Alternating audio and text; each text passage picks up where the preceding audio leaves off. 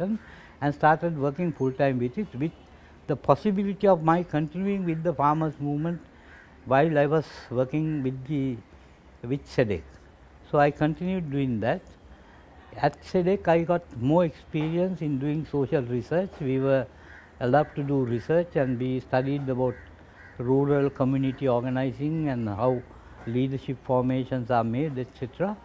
That time, after some years of work with SEDEC, they initiated the study. They were commissioned, they were asked to do a research on the free trade zones and the export oriented industrialization strategy, and I was asked to take responsibility for that research. I worked on that research for 3 years and did extensive research on export oriented industrialization and free trade zones. That allowed me a greater in-depth understanding of the whole economy of the world and economy of Sri Lanka. So that gave me a very good foundation and deep understanding of what was wrong with the economy. In fact, in my research I was very strongly critical of the whole economic policy that was started after 1977, which led to further deterioration of situations of poorer people, and it led to further crisis. So I continued to combine this knowledge with my work with the farmers movement. Now, at this time, was your father still alive? My father died in 1977. 1 year after my coming out of prison, he died. Until he died, he was a practicing communist? He was a practicing member of the Lanka Samasamaja Party. This is under Colvin R. De Silva and Emperor, Dr. N.M. Pereira. Peter Kenneman? Peter Kenneman was of the Communist Party. Dr. N.M. Pereira and Colvin R. De Silva and Leslie Gunawardena were the leaders of the LSSP. Now, during this period, you were having a Buddhist and a Catholic upbringing. What was your religious or spiritual perspective after coming out of jail and working in this? What was your... In fact, I am very happy that you asked that question, because that is one of the most interesting things in my life. I found that there was no serious contradiction in the philosophies of Buddhism, Christianity and Marxism.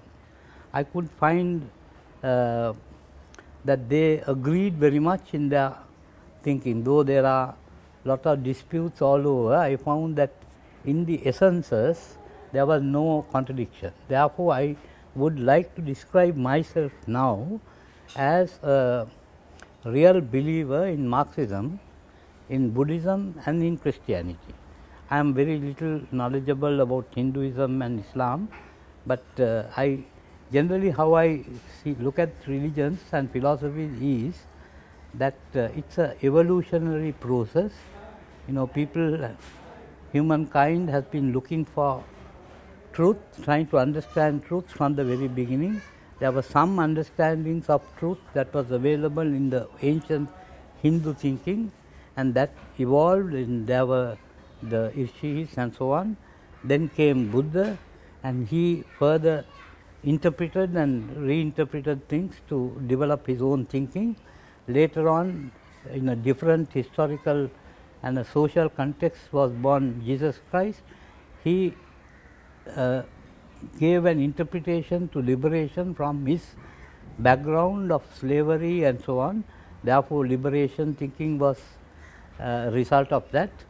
Then later on, with development of sciences and other things like theory of evolution and discovery of the cell, etc., and also experiences of class conflict, Marx was born, and Marx interpreted the social changes from that understanding. So, it is a gradual evolution of human thinking, and each period, each thinker has evolved, made use of the histories of all these thinking and reinterpreted things to find solutions to the current problems.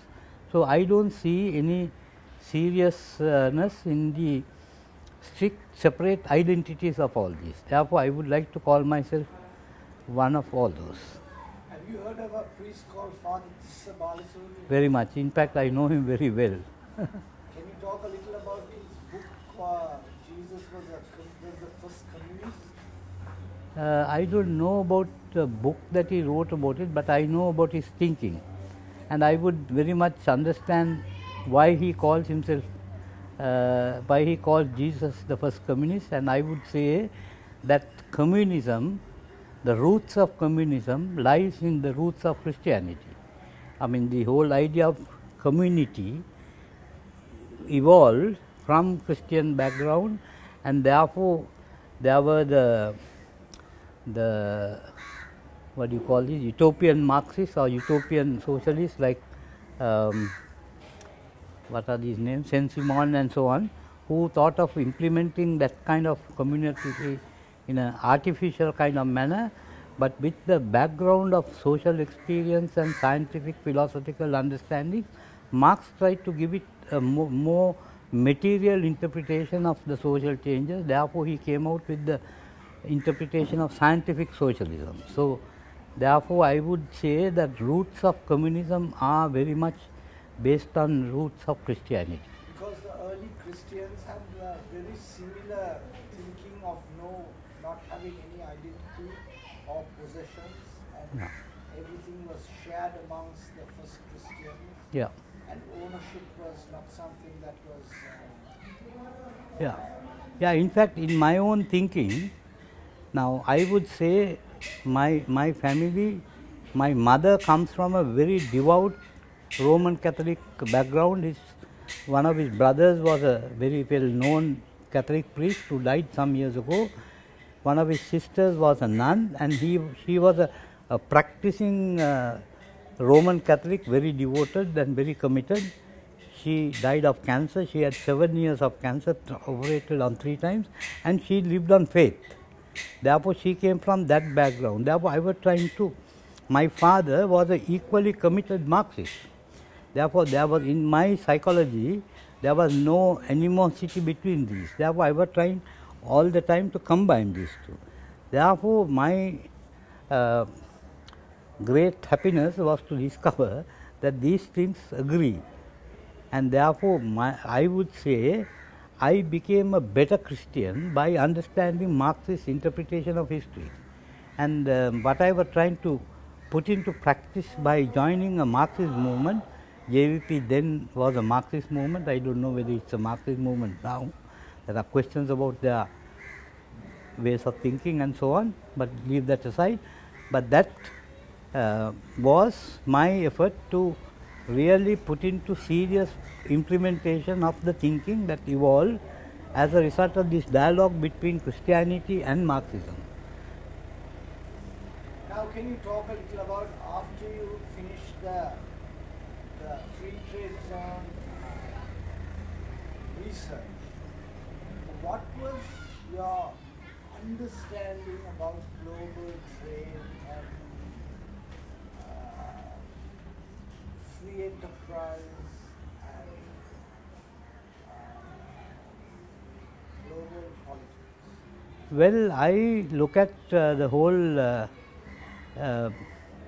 economic system, the whole capitalist system, as I would put it bluntly, I would call it robbery, because this is based on improper and unjust exploitation of human labor and of nature, and capital is accumulated by this exploitation of nature and human beings. Therefore, now what I understood from my studies on the free trade zone and the global economy was an effort to expand that kind of immoral, unethical system globally, and therefore pushing it into a country like Sri Lanka would make the country much worse than what it was, because in Sri Lanka, as we have gone through about 32 years of this implementation. All governments from 1977 up to now, including the present government, is trying to implement that same strategy that was started in 1977. They have not